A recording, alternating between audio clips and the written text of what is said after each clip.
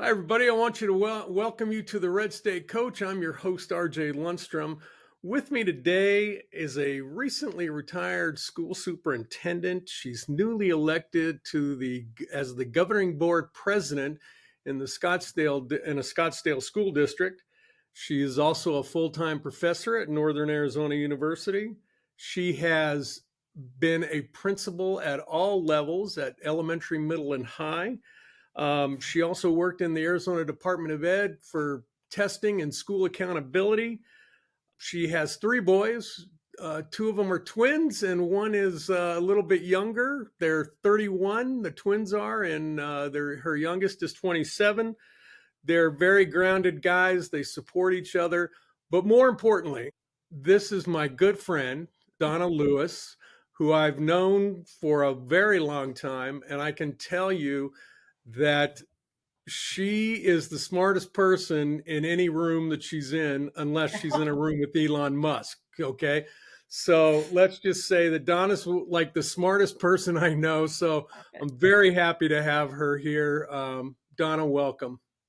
Thank you, RJ. It's so good to see you. And you're a goofball for saying all that. Oh, well, if it wasn't true, I wouldn't say it. I think you know that.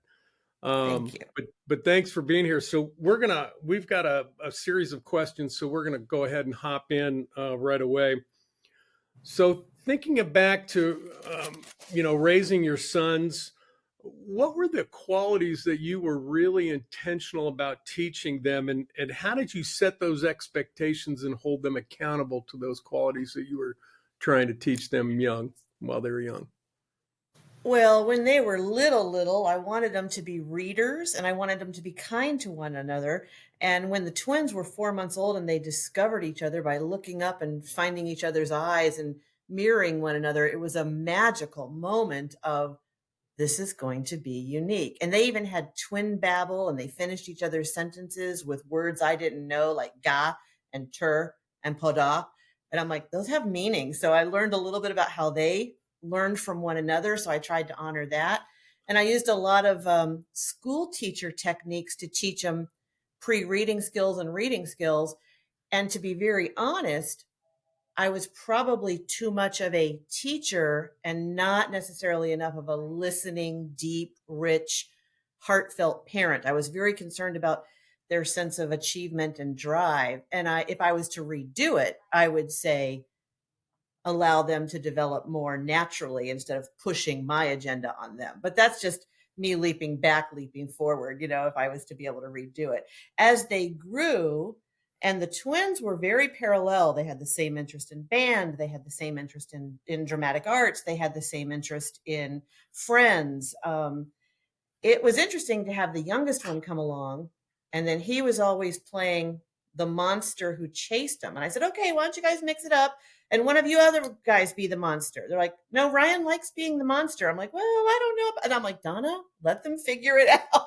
So I had to kind of talk myself off the ledge a lot when I wanted to intervene and guide. And it was a very interesting, youthful part of parenting. So you allowed them a lot of free play kind of time with I each other. tried, now Ryan liked to dress up. He liked to dress up like a cowboy. He'd come in with chaps on and his underwear and his guns and his cowboy hat and his vest and talk like he was at the ranch. And so they did a lot of role playing. They were very creative kids, all three of them.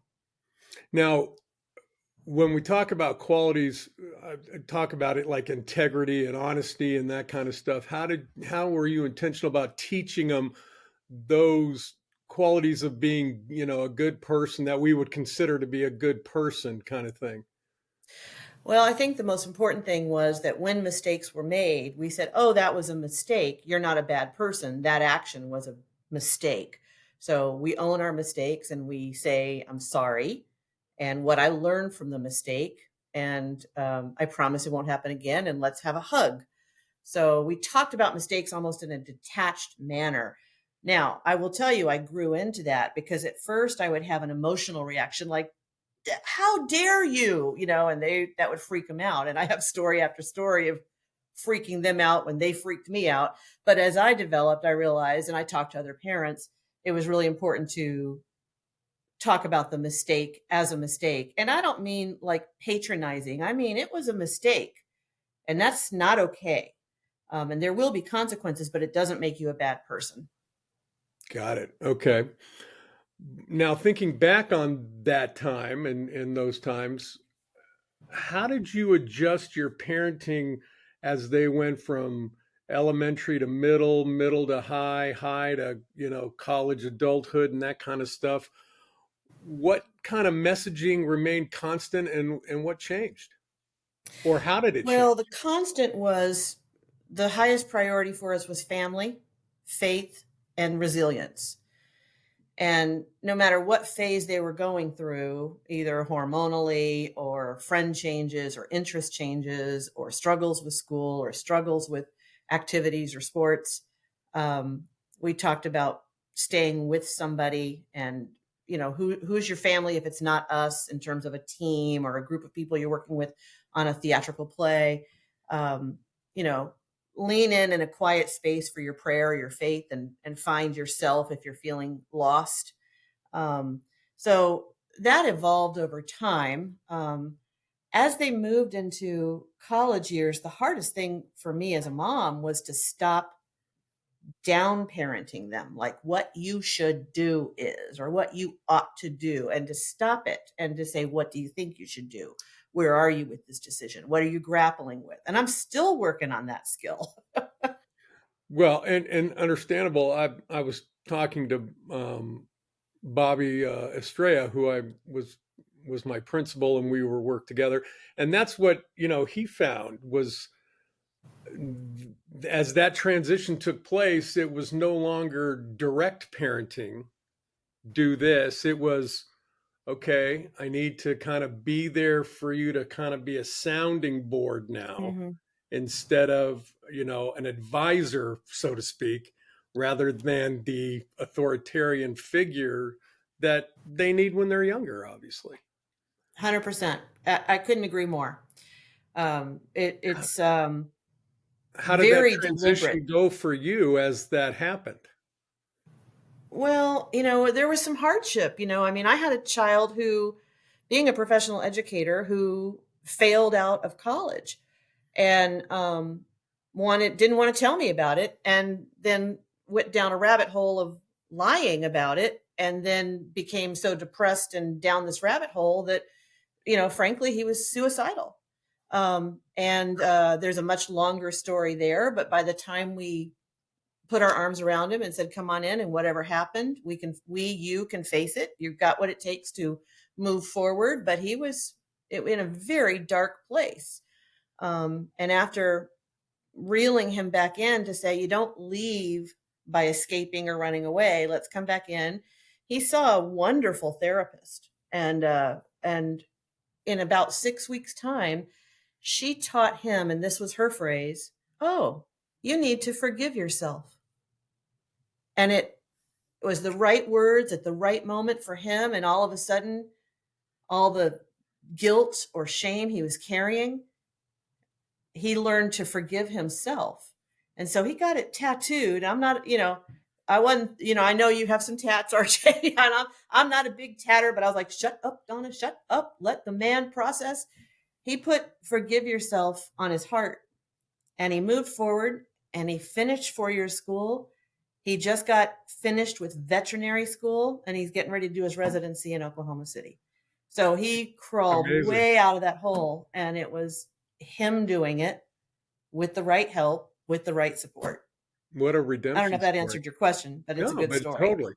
What a redemption story. I mean, what you have discovered as they become adults is you're there to make sure to pick up the pieces if that's needed, to provide wisdom in terms of maybe this is a perspective you need to think about in terms of making whatever decision you're making. So you've evolved, obviously, in you know that kind of aspect as well. But I you think good mentioned, parenting is very humbling, if oh, you're allowing yourself to question everything we think we're imparting on our children, and then if we can get out of their way and learn from them back, or ask them, what can I learn from this with you? Or what are you learning? And you're making me look at something differently. All of a sudden, you're elevating the adult relationship instead of the parent child relationship. Oh, agreed.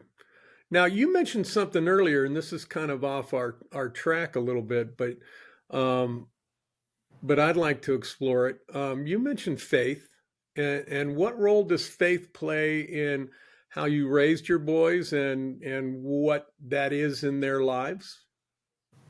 Well, my ex-husband, devout Catholic, and I went through RCIA to become a Catholic, which was its own beautiful journey for me because as a feminist, I went in with gritted teeth, to be very honest. Oh, I'm I sure. was not very accepting of the very male dominant doctrine of the Catholic faith. But my father, who got into this with me at a very spiritual end of his life, sent me about 80 books, yellow highlighted with margins written in them about how it applied to him and how he thought it might apply to me. And I didn't read everything he sent, but I went through this beautiful journey where all of a sudden I was free from the feminist obstacles that I had in my head, and I found a more spiritual awakening personally.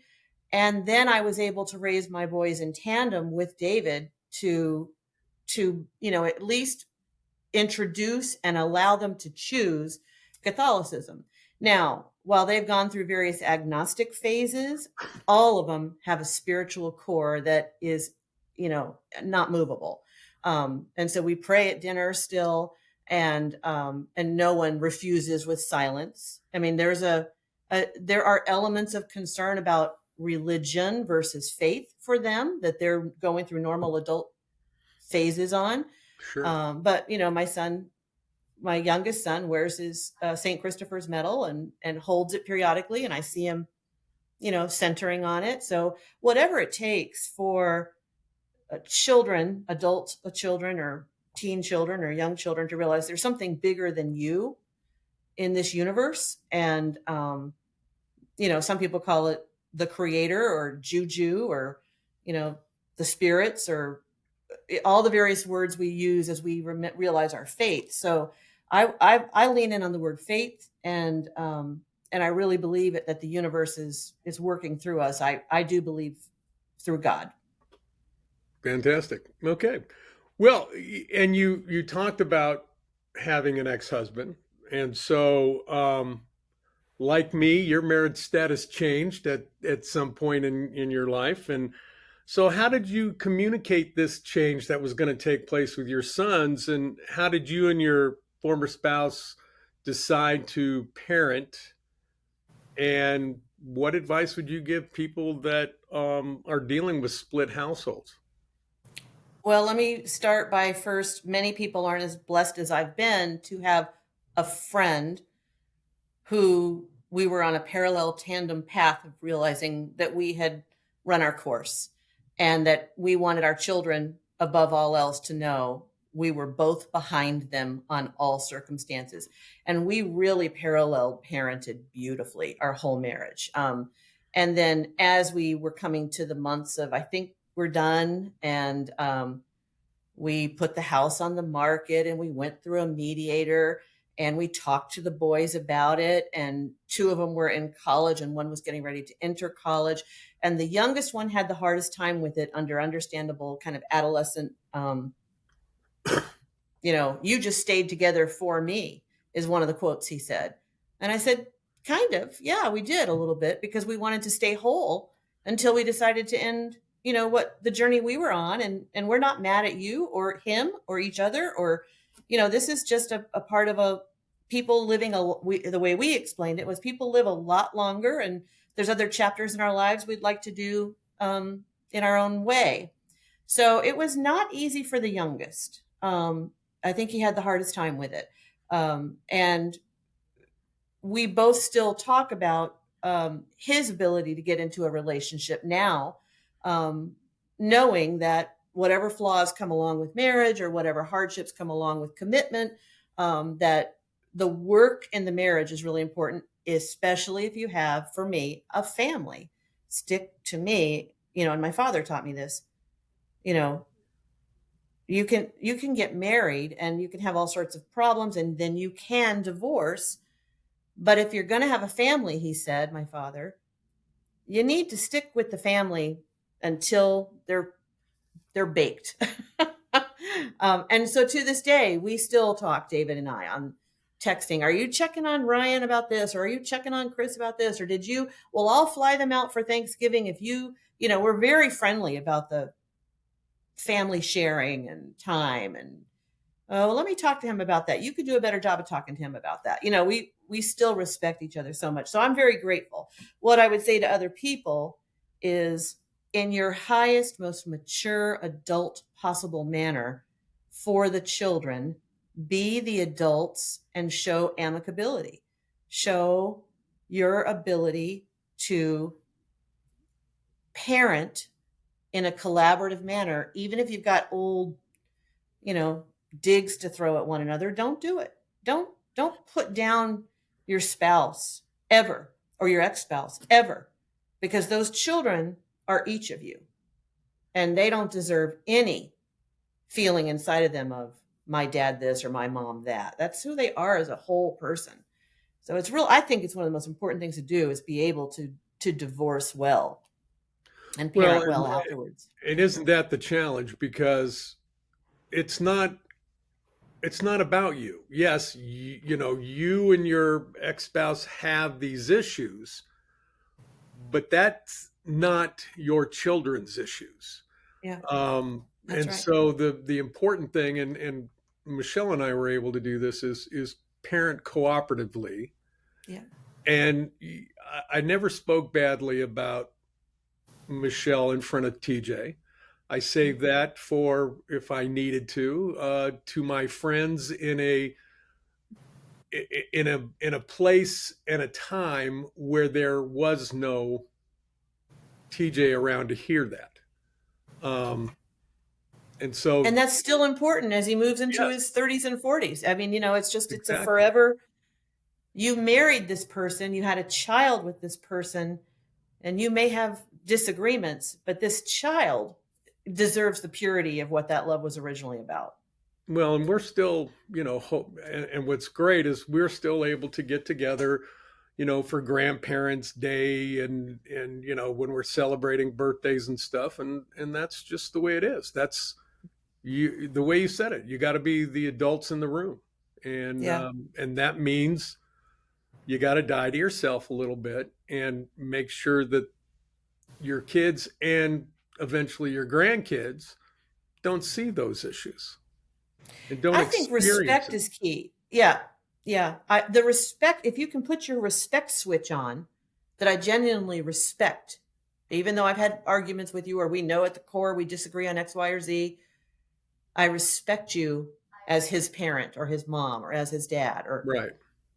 really, you can switch that choice on and you can put your baggage to the side. And you need to. Yeah. Um, you mentioned your dad, and I know your mom was an amazing, amazing lady. Um, so, what aspect of your parenting did you adopt from your parents, and what did you kind of say, not going to do that? Well, the values that they each brought to the table were, one, a fabulous sense of humor. Don't take yourself too seriously. You're not that fabulous. So let go of some of that, how important I am in the world and the narcissism or whatever comes with how important you are, and just laugh at yourself. And, an example is I was being criticized in the newspaper for something I was leading. And I called my mom and I said, Mom, the newspaper says the administration's, is claiming. I said, claiming's inferring I'm lying. And she said, well, turn the page. And I said, well, she said, what's on the page? I said, a story about the library. She goes, well, turn the page. And she said, what's on that page? And I said, a story about the firefighters. Mom, that's not why I called. I called because of what they said about me. And she said, yeah, turn the page. I was like, oh, That is got it. classic your mom, no question. So I would say a really good wicked sense of humor, because you have to be able to take humor and find humor, because we will drum up drama and everything, and you got to just kind of lighten up and remember there's so many more important things in this world, and most of the problems I get to face, and I mean get to face, are first world privilege problems. Touche. So, what did you like say? I'm not going to do that, as far as what anything your parents did in terms of their parenting. Well, and I fight it. My parents on occasion would become stoic, and stoic meant not communicate, and it was almost the silent treatment, as some people call it.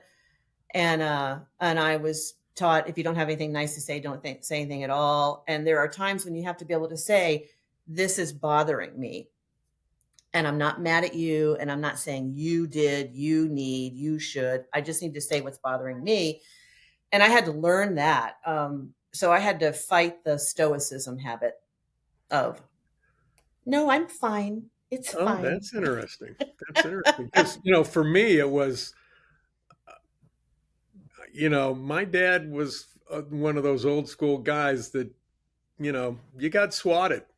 You got beat sometimes, and there wasn't a time where I didn't deserve to be it.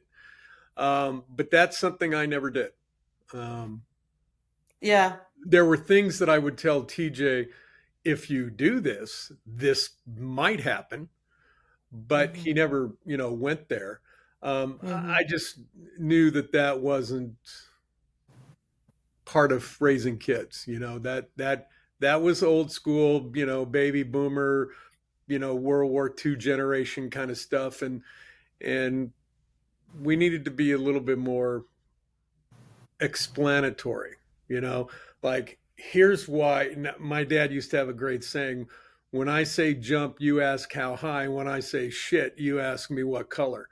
And that never explained why I was, couldn't do something or was asked to do something. Whereas with TJ, it was, hey, this is why I need you to do this, or this is why I'm not letting you do this. Yeah. And that explaining part of it was a little bit more of what I adopted, rather than because I said so. That's why. Well, I still called on "because I said so" when I'd had it. I'm like, "Because I Oh said well, so. We're done." once the explanation got made and there was still a continuation, yeah, you bet. No, we're We're done not talking. You're done negotiating. here. No. Yeah, definitely. Um, so how has your relationship with your sons changed? How do you deal with three distinct personalities, even though they're twins? I know both those guys are very different from one another. They may have been, these simpatico guys, growing up, but they're on different tracks and they're doing different things. And then Ryan's kind of off doing his thing. Um, so you got three really unique guys. How did you deal with those unique personalities? Well, the first stage of that is more do better, deeper listening, because I'm trying to listen to where they are instead of treating them as a corral of offspring. So I can't anymore. I can't say, "You guys need to take the trash out. You guys need to finish your homework. You guys need to make your bed." Now it's, "What's going on? How you doing?" So my son making a decision about his residency for vet school, he's getting ready to go to Oklahoma City. And I said, "Oh, do you want me to go out there and look at housing with you?" And he said, "No." Like, okay, stay out of it. That was And I even asked him, I said, "Hey, I'm getting ready to go on a show or a podcast with my friend, and he's going to ask me about raising sons. What would you say that you was most important for you?" And one wrote, "Education, because you made us curious and ambitious." I'm like, "Oh, cool." hmm, The second one said, "Well, travel, because you made us curious and adventurous." I thought that was interesting. wow. And the third one was finance, because you wanted to teach us about savings and preparing for the future and being ready for unexpected costs and living within our means. And I'm like, Wow. Hang on, let me write that Yeah, down. man, that's three different things all kind of tied together with you made us curious. First of all, so you created that desire to learn something because this was interesting, but it was three completely different things. That's amazing. Yeah, I thought the link was interesting too. When I think about my one that did not finish college, but frankly deserves a doctorate in curiosity because he knows more about political science, he knows more about cinematic history, he knows more about what's going on in the city of Tucson because that's where he is, as far as growth and the city demographics. I mean, his interest is just all over, and he reads. He's a reader. Um, so he surprises me all the time. Obviously, the one with vet school. And Ryan, who's doing food service out in the DC area, took the plunge to go across the country and say, let me see who I find out there or find myself, or let me go on a big adventure, and just go see this place. So it's a very interesting. I've always wanted to encourage their independence. Um, and damn it, I did. Yeah. Now they're very independent. My No pouty question. face. I'm like, wait, come home. I want a multi-generational family now. Well, and that hopefully will be coming eventually for you. That the little ones. So we'll see where Yeah, that I goes. think I think that will, because Christopher has a girlfriend and I like her very much. And um yeah, I think this is possible. Does he like her very much? Oh yeah. Oh Oh, yeah. They okay. love each other deeply. Oh, I'm happy to hear that. Well, I'm kind of like everything about Ray, or everybody wants to be like Ray. What's that show, that television show, Ray Oh yeah, Romano? I'm sort of like the mother, like, hang on, let me see if I approve. I'm like, stop it. It's not mine to approve. It's mine to support or get out of the way. there you go. And you'll do a great job. And I'm sure when it's time for you to do a rehearsal dinner, you'll be ready to go. Well, it's interesting for sons, since that's what you've asked about, and that's what I have. Um, there's a saying, and you could probably make the quote better than I, that a something about a daughter is a daughter for life, but a son is a son till he takes a wife. And I'm thinking, well, hang on. But I sense already that there's something about quotes happen for a reason, and I'll miss them.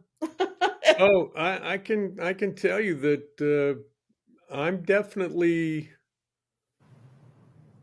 not the priority, and I think that's the wrong kind of word, but certainly the time spent with a daughter-in-law's mother is not Mhm. going to be what happens with the father of the you know Son, husband. Yeah, yeah. so that's just the way it is, and i and i Hmm. i get it. I understand that.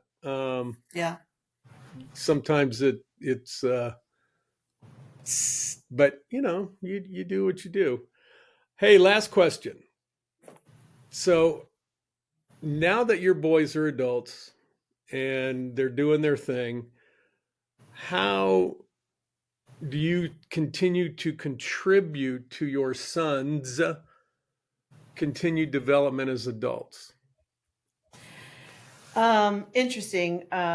I had been sending affordable houses for my son with his income. I helped him work on a mortgage, what he could afford with whatever down payment. So honestly, right now, just kind of introducing them to financial planning is a skill set that I think we lack in schools, and that many parents forget to teach. I mean, they're all good about paying bills.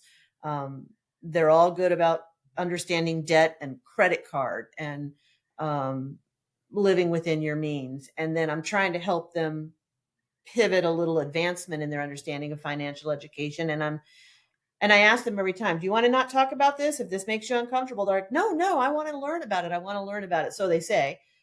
So I try to chat with them about, you know, what's appropriate tithes, what's appropriate savings, what's appropriate fund money, and and just have conversations with them about right now the housing market's really tough, and it's okay that you're renting because you're probably saving more money for when the time is right, when mortgage rates go down, blah blah blah.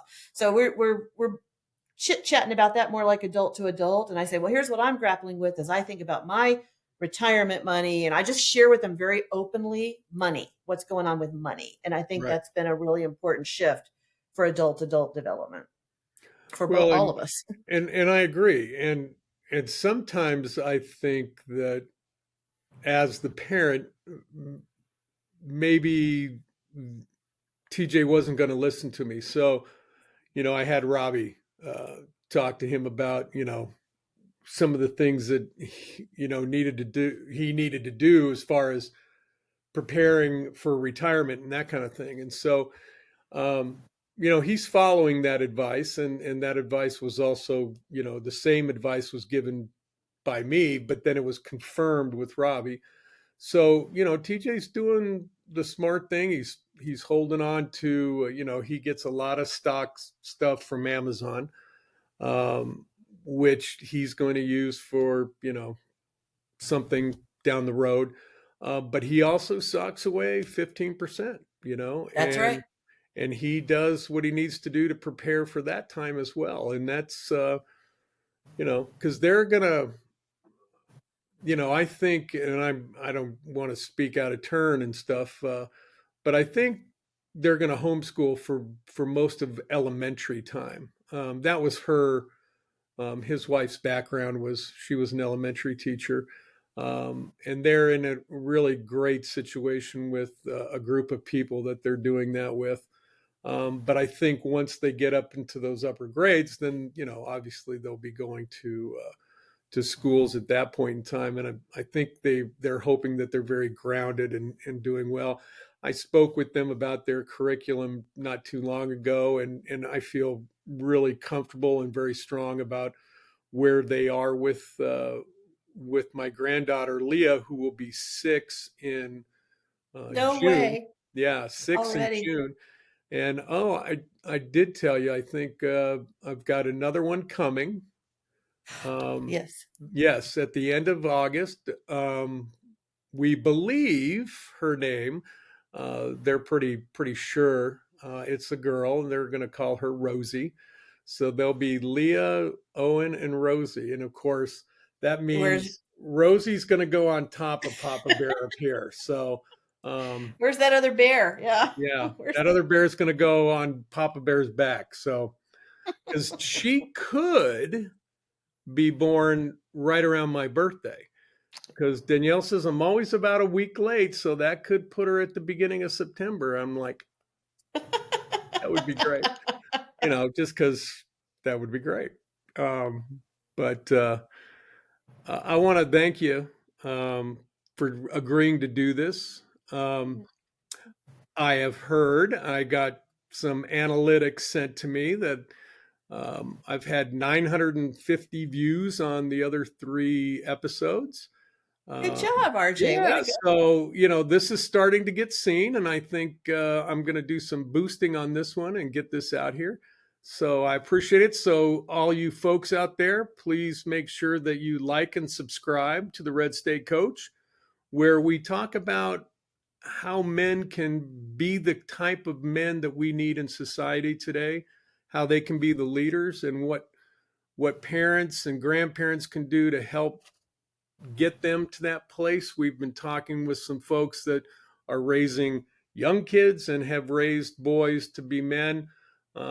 And we wanted to give you kind of a female perspective today from Donna, and we appreciate her being here. And I want to thank you, Donna, for being a part of this. Don't forget the redstatecoach.com, where we also have blogs and information and some great swag at the store. So go by and see the redstatecoach.com as well. I want to thank everybody for being here. Especially want to thank my good friend Donna Lewis for being here. Like I said, and you could probably tell by listening, she's always the smartest person in the room. So she's done a great job with her boys. I've met them. They're fantastic people. And thank you, Donna. Thank you. It's an honor. All right. We'll see you on the next one. Thank you, folks.